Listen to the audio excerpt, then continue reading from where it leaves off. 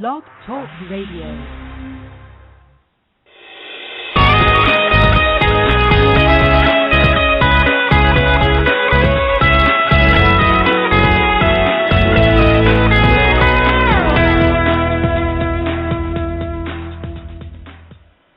Hello, I'm Sean Vierling, and you're listening to Call Talk for May 16th, 2012. Today's topic is Don't Believe the Myths About Social Media and Call Centers. If you're listening live, we invite you to be part of the show and ask questions. And here's how you do it. Email us at Sean, S-E-A-N, at BenchmarkPortal.com. Or if you're listening on the phone or close to one, call in. The number to call in is 347-857-3117. Make sure you press 1 on the phone to let me know that you have a question, and I will get you in. The first person to ask a live question on the phone will receive a free $1,500 benchmarking survey. I want to remind everyone that all of our shows are archived and available to listen at BenchmarkPortal.com at any time of the day. And now I'd like to introduce the host of Call Talk, Bruce Belfiore. Thank you, Sean, and welcome back to Call Talk, everyone. Today's topic is customer service and social media. Now, with social media giant Facebook boasting a population bigger than most countries and about to launch a mega IPO, this is really an area we can't ignore. So we've brought in a pioneer on the topic for you, Dr. Natalie Petouhoff. Natalie brings a long history of working in and with customer service departments and has added social media to her skill set. And with these two areas as her focus, she helps companies to understand how social media applies to their customer service and their business overall. And she's also mastered the vexing question of what is the ROI of social media. Dr. Natalie, as she's known in the industry, teaches the social media business course at UCLA. She creates training programs for business-oriented social media, as well as for leadership and employee motivation. She's written 4 business books and many white papers, and has been cited in numerous publications, including Business Week, Fast Company, the New York Times, the Wall Street Journal, CRM Magazine, as well as national television and radio. The former president of the Los Angeles Social Media Club, Dr. Natalie has held positions as a Forrester analyst, a management consultant at PricewaterhouseCoopers and Hitachi, and has been in management at Hughes Electronics, GM, and GE. And she currently leads the social media effort at BenchmarkPortal. So it's my pleasure to welcome Dr. Natalie.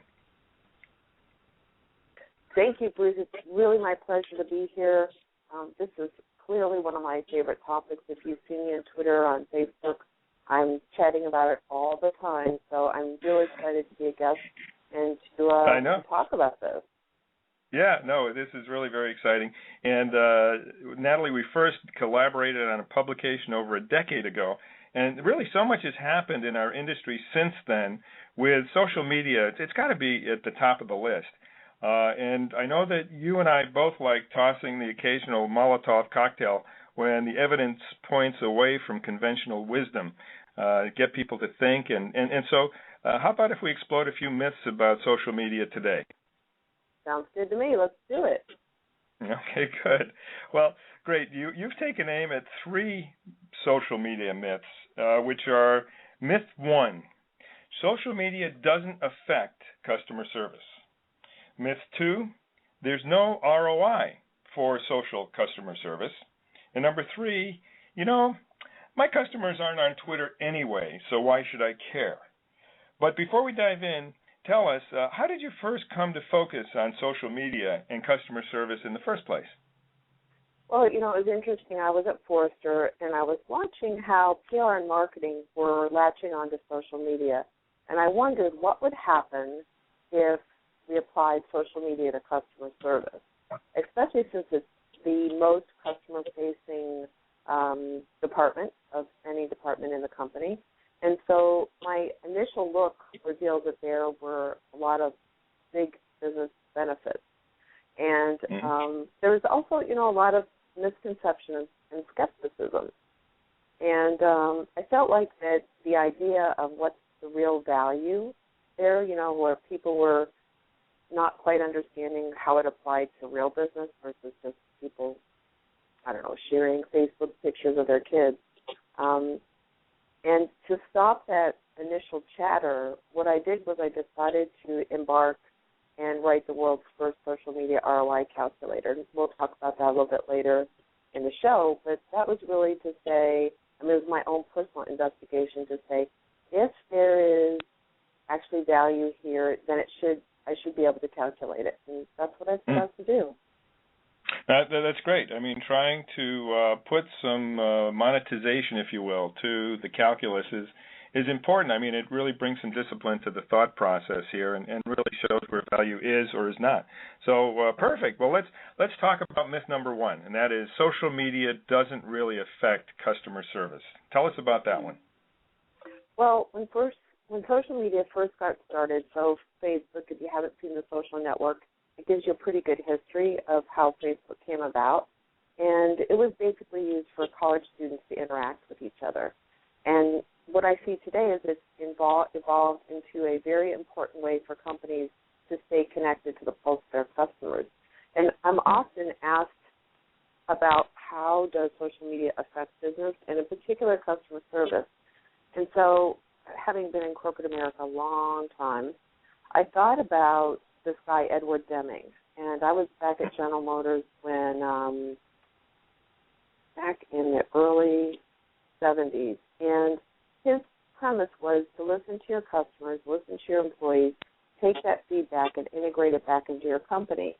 And if you do that, you'd be really successful. And what I found was that when I was in the American auto industry, they really weren't interested in customer feedback, which I don't know what you think about that, Bruce, but I thought was really interesting. Yeah, no, it's kind of tragic when you consider what ultimately happened with all that knowledge and wisdom that Edward Deming had. Tell us what actually happened in the end with all that. Well, he was the one that was really trying to help the American auto industry transform itself, and we sent him to Japan, and kind of the rest is history. We built up a bailout, all that stuff. Yeah, no, exactly. So the Deming Award, all this sort of thing. I mean, people really need to have themselves opened up to whatever input comes from the market, from their employees, from their customers, et cetera. And, I mean, social media is now sort of a freebie. I mean, it's a gift to those people who are open to that, isn't it? Right, and I think that's kind of the issue here, the word open. You're right on, Bruce, because most people aren't open to feedback. And I remember when I was at General Motors, I was an engineer back then, and we were testing, we had a lot of cars that the doors were rusting all the way through. And the feedback, people said, well, I don't want to buy a car that the doors rust through because it makes me wonder if the rest of the car is reliable. And so they came to us in the research labs and said, we still want to cut costs, but how can we do this better? And our recommendation was to stay with the two-sided galvanizing. And they said, well, it's a lot cheaper if we only galvanize one side of the door, but that's really why they were rusting through. So that was kind of my first awakening, if you will, about how resistant companies are to hearing customer feedback, and they were very focused on how much does it cost us today to galvanize. Galvanization is the process that you do so things don't rust. You put it on steel so it doesn't rust through. And they were more interested in the short-term cost than they were the brand and having people drive around, especially in Detroit, where there's snow and ice on the road a good part of the year, and having, cars with holes in the side, and they really weren't looking at the customer feedback, and they weren't looking at kind of these indelible signs of choices that the company was making, and it did affect their branding. Absolutely, and really, social media really lets us leverage the principle that Deming described.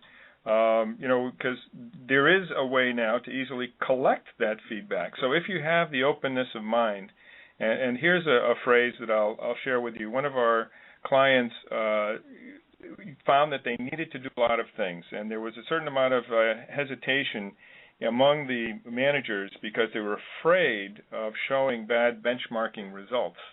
And the senior manager did a very interesting thing. He said, embrace the red, which meant any place where they were performing below or not doing so well, and this could come from social media as well, instead of pushing it away and not wanting to hear it, hug it. Try to actually take it, hug it, and find out what you can find out from it so that you can improve. And you do that, and you create a real virtuous circle. And you can, I think, incorporate social media into that kind of a process inside of an organization that has an open mind. That's exactly right. It's a really good story, and I think a lot of call center directors are afraid to look, right? And so there's the whole idea of, should we benchmark? Maybe my boss will think I'm not doing what I'm supposed to be doing. Oftentimes, call center directors are doing exactly what they're supposed to be doing. They know the business really well, and if things aren't going the way that they should, it's most often not their fault. It's decisions that get made much higher above their pay grade that can really handicap them from making the right decision. And I know how that feels because they came to me, asked my opinion about what, as a metallurgical engineer, what should we do with the two-sided galvanizing. I made my recommendation and they ignored me. So right. Yeah. I call that the Rodney Dangerfield effect. You just don't get enough respect. That's right, exactly. Well, and the other thing is it doesn't necessarily mean that you find bad things out from social media. Sometimes, in other words, in terms of the myth, social media doesn't affect customer service. I'm sure you've seen situations like one I saw a few months ago. This was a company in the tourism/transportation sector, and they were a bit at the mercy of weather as well as the occasional mechanical breakdown. And so people who were using their services on a regular basis were, attuned to their Twitter and Facebook accounts. And so they could actually get the word out on a situation ahead of time or as soon as they found out about it. And they were actually able to do some crowdsourcing, find out what was going on from their loyal customers, and actually get that out to others, which in turn prevented a slew of calls into the call center. And this was clearly a situation where social media does affect customer service. Done well, it can both be a real big satisfier as well as something that reduces cost. Absolutely, Bruce. Kind of what I say to companies when, they come to us and they say, okay, where do we get started? And we'll talk about that in a bit here. But you have to look, right? You can't do the ostrich, because here's the thing is that in the old days, customers were saying things to each other, but they were saying it and they were maybe affecting 10 to 20 people. Now when someone posts on social media, millions, sometimes hundreds of thousands of people see it in nanoseconds. And the thing that people really need to understand is it's public. You can't take it back, and when you have enough people saying something, it's really going to affect your brand equity. And I think that if we think about social media as allowing us to leverage the principles that Deming described, now we really have this great way to collect feedback, or mostly what's been known as voice of the customer data. And if we think about that and we start to think about, when I know we collect call center data and we look at call types and we look at, why are people calling, and then we try to fix our frequently asked questions so that we can drive people to self-service. But I think that sometimes what I've seen from a lot of people who want to do this but don't have the budget is the best way to start this, to show that there's an effect on customer service, is go to Google and type in the name of your company and the word hate. Type in the name of your company and frustrated.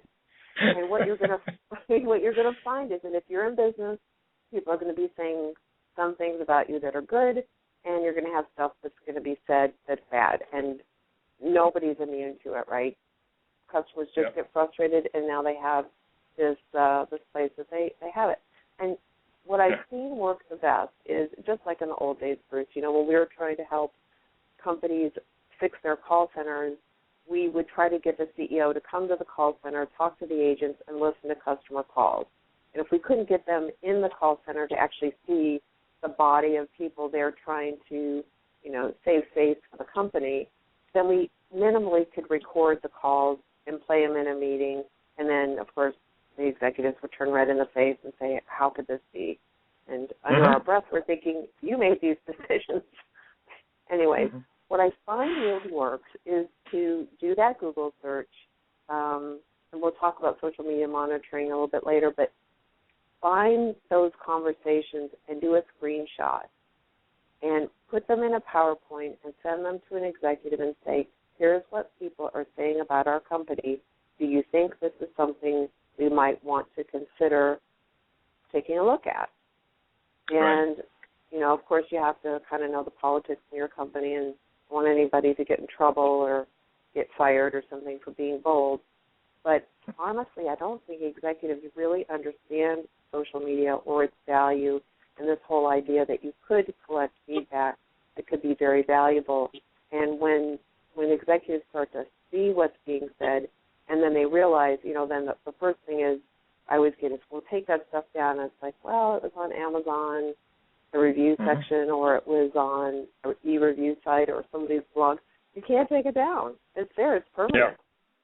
Yeah. No, that's right. And what you were just suggesting is to Google the name of your company with the word frustrated or hate or something. You can sort of do that in the quiet of your own home with no other managers around. But then, you know, you should take that back in, embrace the red and do something about it. So that's great. Well, let me just ask you about the second myth, and that is that there's no ROI for social customer service. Tell us about that, because you've been a real pioneer in this area. Well, I think it's really interesting that if you think about it, if social media is really an extension of what Deming told us, right, that you can get extremely good voice of the customer data, then it has to have value. And if you think about creating a product where you got feedback from your customers, what they liked, what they didn't like, I mean, how many of us have bought a product, went to go use it, and then you're thinking, what were they thinking? Like, this doesn't meet the promise, right? I read the bullet points on the box, but it doesn't really do that. And so there's this disconnect between customers' expectations and product development. So let's say that you use the feedback, you develop products that customers were asking for. Think about the cost of acquisition for those customers. Think about the cost of sales. If you're producing things that customers said they wanted, then the cost of sale is going to go down. Your marketing costs are going to go down. Customers really appreciate when they feel like they've been listened to, which creates a unique type of loyalty. And now if you're actually looking at the customer data and you're applying it, so those are how you apply it to all the other departments. But now you start to understand what's wrong with service and what are the biggest complaints. Now you can start to transform the service so that you're providing better service. But what I find is oftentimes the things that people complain about in customer service often have very little to do with the service itself, but have to do with the product or have to do with the offer that they were given. And so if you start to segment out the number of calls the customer service is answering that are really product related, or, you know, what about my bill, or I paid for this, but I got that, you can start to see that customer service is really has a burden to answer the questions for other departments that aren't really set up with technology to be able to interface with the customer, right? Yeah, absolutely. No, those are great points. And is there a practical example that you can give us to sort of help us understand better how this ROI could work or how you've seen it work? Yeah, so a really good example is my friend Charles, who works over at DirecTV, and it was a hockey championship on TV, and people are very passionate about their hockey, right? And they lost the signal. And so that's not a good thing on a Sunday afternoon, right? And so what he did was he had a dashboard, and he was monitoring not only his own service channel, DirecTV's, channel, but he was also monitoring competitors. And what he saw was that they weren't the only ones that lost the signal. And so what they realized was that the there was a problem with the transmitter that was coming from the headquarters, and that had gone down. There was a lightning strike, and it had struck one of the satellite transmitters. So within about 20 seconds from scanning the social media data, he was able to see what the problem was. He started tweeting out the solution. He started posting it on their IVR. He posted it on the website. And so they have benchmarked when they have, signal outages, the difference between the number of calls that they normally have when something like this happens and this particular day where they were actually able to use social media to get the word out. And there was a 50% reduction in calls for this type of emergency. Well, you take the cost of a call times the number of calls you normally have, and you can start to see that you just, in that tiny example, the return on investment. Right. Right. Okay. Does that make sense? Absolutely. Yeah. No, I'm thinking that there are some exciting areas of ROI here, including, for instance, we talked before about call deflection, and that's one that can certainly be estimated in cases of companies like the one I was talking about earlier. And you can put numbers on that and say, okay, we are investing. In fact, in the case of this center, they had people rotating from the center through the social media area, which was its own little area. And that cost something, obviously. It didn't cost a whole lot, but it cost something. And they were able to figure out with our help, what the call deflection was that they could claim as a result of that. There's also a bit of the crowdsourcing, where you can actually find things out from the crowd and save a lot of money on things like focus groups and marketing, et cetera. It's like the free focus group in the sky in the cloud with social media.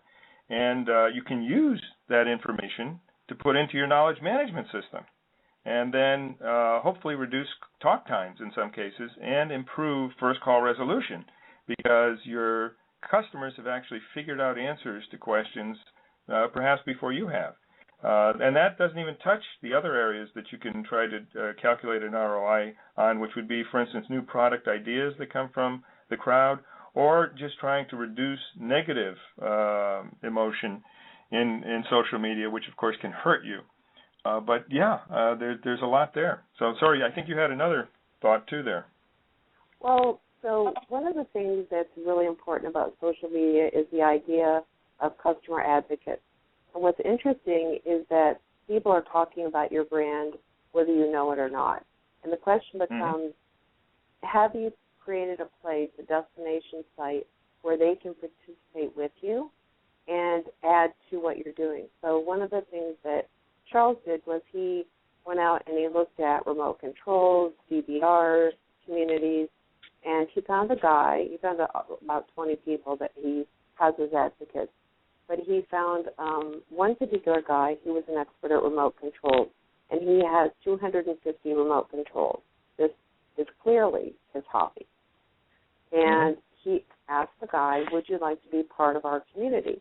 So if you think about someone who has what I think would maybe occur to many of us as an obscure hobby, when someone has a hobby like that and they get invited by a very big company to participate with them, they feel very honored and recognized. And what's interesting about the advocates is they don't really want to be paid. They're thought leaders. And thought leaders, their pay is what I call social currency. So they just want to be known as the really smart people, the go-to people, right? And so if you start to think about that, if you did a focus group with 12 people, and focus groups are about $15,000, and you did one focus group a month with 12 people, and they typically last 2 hours, and you did one of those a month, it would cost you $180,000. For $180,000, you can really do social media monitoring. It doesn't really cost that much, so you'd have a bunch left over. You could start to build a community. And what's really interesting is the idea, all the ideas that you were talking about, Bruce, is this idea of that they're experts that can have the answers and are willing to work for free. So in the old days, let's say you're a call center manager, and you say, I want 20 people to work 20 hours a week, and the pay is $0. Who would answer that ad? Nobody would answer that ad, right? But when you understand the idea behind social media and brand advocates, and then if you enroll them properly, give them a place to be part of a community, they will answer your most important questions. And from that comes call deflection, comes better answers that you can integrate into your call center, improve your knowledge management system, increase your first call resolution. And that's the connection, I think, Bruce, that I really wanted to make sure that we made in this radio interview is that it's not obvious, right? If you're not inside of social media, it may not be obvious, the connection, but there are basic steps that you can take in order to get your company to that place where you have these things working for you. Great. No, those are great insights, and I think that kaboom we just heard in the background was the exploding of that third myth about my customers aren't on Twitter, because a lot of them are, and even if some of them aren't, the ones that are can be just so important. But at this point, why don't we get some listener questions, because we've got a number of them that are piling up here. So, Sean, over to you for the first listener question. Okay, this question comes from Brooke, and I think it's kind of timely. The question is, there is a lot of social media technology available today. How do you determine which is the best investment? That's a really good question. And I would say that you really need to benchmark your call center. So not only benchmarking your traditional technology, right, but also your social media capabilities. And one of the things that's really important is that if you're going to venture into social media, you really want to start probably with social media monitoring, because you want to understand what's being said about your brand.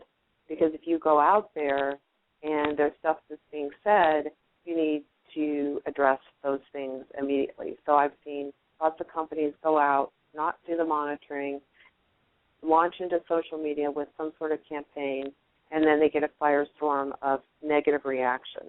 So your first step is really to look at social media monitoring tools. But one of the things that sometimes people have social media over here and regular business over here, and the idea is to integrate them. So if there are things that people are unhappy about how you provide service, and you don't address those, then that's where you're going to get the firestorm. And so if you benchmark where you are in traditional technology, oftentimes the issues that customers have with the company come from the lack of people, process, and technology being optimized. So, for instance, the customer calls in, they say their account number, and then they get transferred to an agent, and then the agent asks them for their account number. And the customer's thinking, I just gave you that. Why are you asking me again? And what's interesting is how irritated people get about doing that. And so the reason that happens is because you don't have true telephony. You don't have the connection between what's typed into the keypad and it doesn't pop to the desktop, right? And so things like that irritate customers. So you want to start to look at benchmarking your traditional technology as well as your social media technology, and then start to see where the gaps are. And you also want to say, what are your business goals, right? Are you trying to reduce calls? Do you want to increase agent productivity? Do you want to take that voice of the customer data and integrate it back into your company? So, I mean, just like any other really, I guess, business decisions, you really have to look at what are your business goals and then benchmark and then decide kind of what happens to companies. I mean, you see this all the time, Bruce, is that, you know, you have this whole list of things, then you have to start to really prioritize, you know, because you can't change everything at once. Right. In fact, massive simultaneous change always leads to failure. But on the other hand, having a plan that's really well structured and sequenced really leads to great results. And I think the point you're bringing out, which is that this sort of thing takes thought, and it takes technology along with the going right back to what is our purpose here? What is it we're trying to accomplish? And make sure that you build the people, processes, and technology around that is really important stuff. So, Sean, do we have another question? We do. This one comes from Stephen. What are the next steps after social media monitoring? Good question. So you have to start with monitoring, right, because you need to know what's being said. And then you want to start to think about what is it that you're going to add to social media. So part of it is really looking at, do you have the people, right, that know how to deal with social media? So there may be some, if you look at people, process, and technology, you start to look at how would you respond, right, and how do you scale the responses, because you don't want to just log into Twitter. You need some sort of Twitter dashboard, minimally TweetDeck or Hootsuite, but maximally what you want to start to look at is the idea of being able, just like in a call center, you can route calls to an agent. You can route tweets, you can route Facebook posts, you can route all kinds of content into the agent desktop and then have people to respond. But you also want to think about that everything that someone does in social media is a public record. So I think about social media like it's a cave painting, and it's recorded, it's permanent, and it lasts just like cave paintings for millions of years. And so when you have agents that are looking at how to respond, you want to make sure that you have really good processes. So if someone's blogging or tweeting, let's say tweeting, oftentimes you can say, you see the tweet, you say, okay, how can I help you? I'm really sorry you're having a problem. And then the person responds if they're on Twitter, and then you can ask them to send you a direct message, which is a more private message, and then you can get their phone number and look up their record. But there has to be this process, right, to be able to take the call out of the public eye, resolve it, and then oftentimes when you do resolve it really well, what happens is customers are so ecstatic that you were listening that they post nice things. And then you need to train your people, right? And you need to have the technology for them to use. So monitor and benchmark, and then the whole set of what you need to do is going to become a little bit more obvious after you do that kind of, just lay of the land, what do we have, and kind of a gap analysis. Then it becomes easier to structure what you have, and you have context to be able to go to your management and say, here's best practices, here's where we are, we're really behind, we need to step it up. Right. Oh, those are all great points, and just indicates, too, how important it is to put the thought, the time, and in some cases a bit of investment into this area, but it can pay back, and the ROI on it can be just really tremendous. Well, I want to thank you, Dr. Natalie, and also to our listeners and to Sean. Anyone wishing to get in touch with Dr. Natalie to follow up on these topics can write to socialmedia@benchmarkportal.com. That's socialmedia@benchmarkportal.com. And I'm sure she'd love to follow up with you on these things. So, Sean, over to you to wrap things up. Thanks again to Dr. Nat and Bruce for a really insightful discussion and show today. Social media is just such a hot topic, and I know a lot of the listeners got some great information. Congratulations to our winner today, Stephen from Bank of America. Stephen, make sure you email me at sean@benchmarkportal.com so I can help arrange for you to receive your in-depth reality check report. Be sure to join us next time, June 13th, when we talk about site location with Jim Trobaugh. Don't forget to sign up for your free reality check at benchmarkportal.com to see how your center compares to others in the industry. From all of us at Benchmark Portal, keep those headsets steady and your fingers ready. This is Sean Vierling signing out. Have a great day.